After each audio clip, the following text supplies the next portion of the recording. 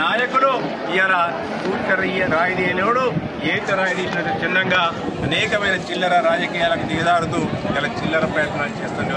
ఇవాళ కూడా కొండాపూర్ గ్రామంలో కొంతమంది చేస్తారు తప్పకుండా. ఎందుకంటే వారికి దుగ్ధ ఉంటుంది.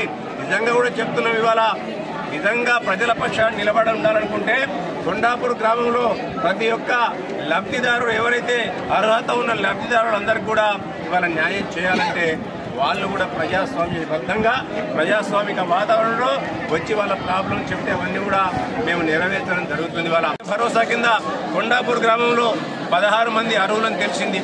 ఒకవేళ నిజంగానే అర్హులు ఎక్కువగా ఉన్నట్టయితే మళ్ళీ కూడా వాళ్ళ అప్లికేషన్ ఇచ్చుకుంటే వాళ్ళని కూడా ఇందులో కూడా సాచురేషన్ లెవెల్లో చేయడం జరుగుతుంది.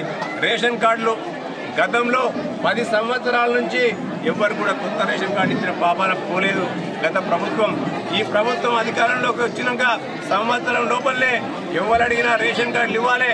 గత ప్రభుత్వంలో అయితే పుట్టిన పిల్లలకు కూడా రేషన్ కార్డులో ఎక్కిద్దాం. అనేక అవసరాలకు రేషన్ కార్డు అవసరం. ఆరోగ్యశ్రీ వాడుకోవాలంటే రేషన్ కార్డు అవసరం. ఇక్కడ కావాలంటే రేషన్ కార్డు అవసరం. ఆఖరికి ఆ పుట్టిన పేర్లను కొత్తగా పెళ్ళయింది, పిల్లలు కూడా 10 సంవత్సరాలకు వచ్చిండ్రు, కానీ అప్పుడు కూడా రేషన్ కార్డు ఇచ్చిన పాపన ఓలే. ఇవాళ మేము రేషన్ కార్డులు ఇస్తుంటే దానికి కూడా వాళ్ళకి దుగ్ధ దాని మీద కూడా అనేకమైన ఆరోపణలు చేస్తుంది అంటారు. మీరు ఏం చేసిందని చెప్పి వాళ్ళ పథకాలు ఎప్పుడయ్యా అంటే ఎక్కడ బై ఎలక్షన్ వస్తే అక్కడ కొత్త రేషన్ కార్డులు, ఎక్కడ బై ఎలక్షన్ వస్తే అక్కడ వాళ్ళు కొత్తగా పెన్షన్లు ఇవన్నీ ఇచ్చుకుంటూ పోయినారు. ఓకాడ బై ఎలక్షన్ వస్తే దళిత బంధు అంటాడు. ఏ స్కీమ్ పెట్టినా గత ప్రభుత్వంలో స్కామ్లే తప్ప ఎక్కడ లేదు. డబుల్ బెడ్రూమ్ ఇల్లు రావాలంటే కొండాపూర్ దగ్గర కూడా ఇక్కడున్న టీఆర్ఎస్ కార్యకర్తలు ఏదో చేసి ఉంటారు ఇక్కడ.